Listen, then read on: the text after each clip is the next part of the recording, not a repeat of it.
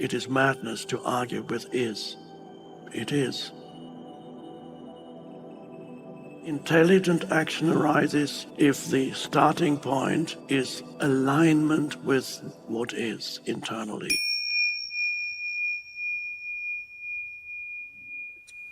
The nature and function of challenges and difficulties in the evolutionary process.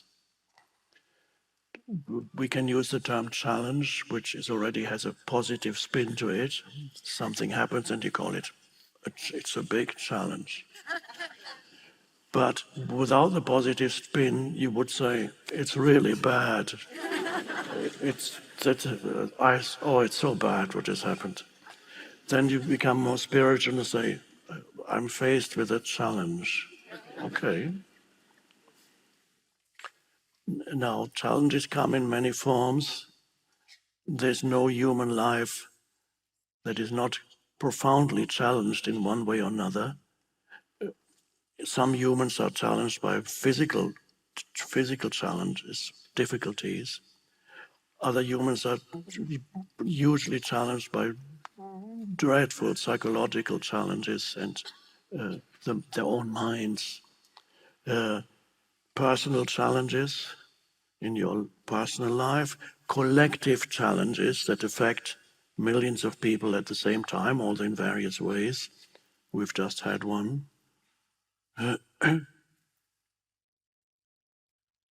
So it seems that many things are almost designed in one's life to stop you from evolving or becoming more conscious. And many people say, if I only had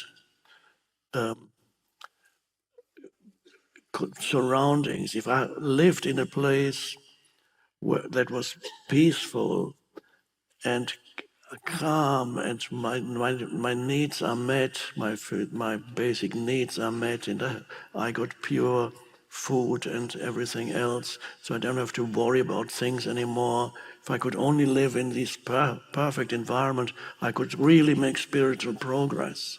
If I only had that, but I don't. I can't.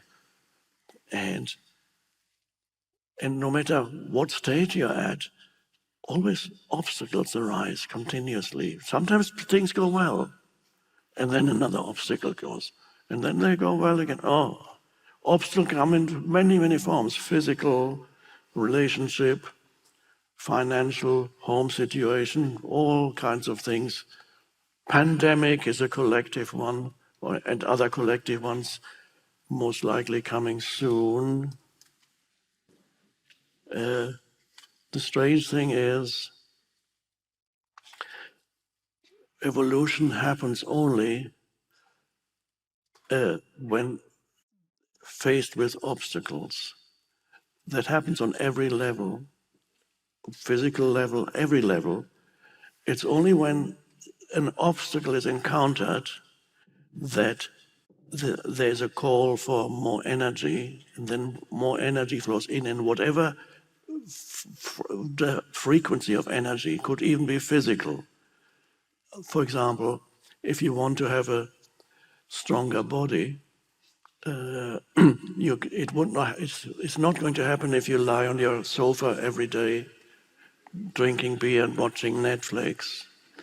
You can say, I want a stronger body. Yeah, well, it's not happening.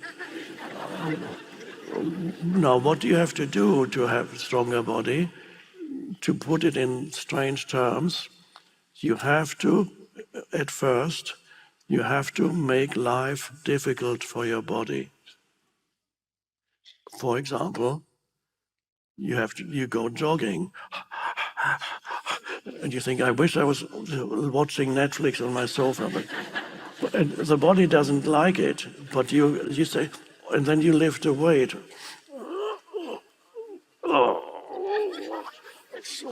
But you're making life difficult for your body, very difficult. But only then it happens your body then demands more energy, and an influx of energy comes that eventually is translated into muscle growth and so on. And then a point comes when you actually more energy has come, then you suddenly enjoy that. But the enjoyment is preceded by experiencing difficulty and obstacle. On every level, humans evolve. Many people here, I know that from what the people have told me, it's always the case. Many of you would not be here if you had not encountered very difficult life situations, either through loss or breakdown of relationships, loss of loved ones, serious physical illness, accident. Many people have told me I would never have come or realized what this is about if I hadn't gone through this difficult period in my life. It's then there's an influx of energy that comes, and at the highest level, it is an increase in consciousness. As you're faced with difficulties, some difficulties can be removed on a practical level. Many other difficulties require an increase in consciousness for you to overcome them or transcend them. I've had correspondence from people in prison, some are in prison for life, and they've said, I have awakened through coming into contact with this teaching. I have awakened, and I am free in a prison cell. So it is in your comfort zone. It is the very unlikely that the awakening will happen to any human being, as long as they remain in their comfort zone. Perhaps if they'd had, this is the last incarnation, they've already gone through an enormous amount of evolution in previous lifetimes, and then perhaps at a very early age they can already awaken. But most humans, they do not awaken as long as they're in their comfort zones. Oh, it's good enough. Oh. Comfort zone is not all that happy, mostly, but at least it's not too bad. But when you're taken out of your comfort zone, that's where evolution happens, the evolution of consciousness. So in other words, you need the bad to evolve. Sorry. Yeah. And life doesn't leave you alone. Even after awakening, you got challenges come. Oh my God. But what changes is, and this is important, that you no longer demand that the world should leave you alone and should make you happy. It can't. As long as you think it should, and there's always something wrong when you're being challenged by this or that. You think there's something deeply wrong with my life. I'm being challenged. Or in other words, I'm experiencing all these difficulties. And so then you realize you drop the demands that the world should make you happy. Because the world isn't here for that. It's here to make you conscious, to awaken you. And it does that by confronting you with difficulties, one after another. Now, some difficulties are so bad that they kill you. That's true. That could happen. And then you get another chance after that. It was perhaps the philosopher Nietzsche who said, what doesn't kill me makes me stronger. There's some truth to that. So when challenges happen, the important thing is, how do I meet this challenge? With what state of consciousness do I meet this challenge? And that determines the further development of that particular situation also. If you're able to meet a challenge consciously instead of reactively, then quickly it becomes transformed also externally as a challenge. To meet it consciously means, in the first instance, to accept this moment as it is, no matter what it presents you with, no matter what form this moment takes. You accept this moment as it is, because you might as well, because it already is. It is madness to argue with is. It is.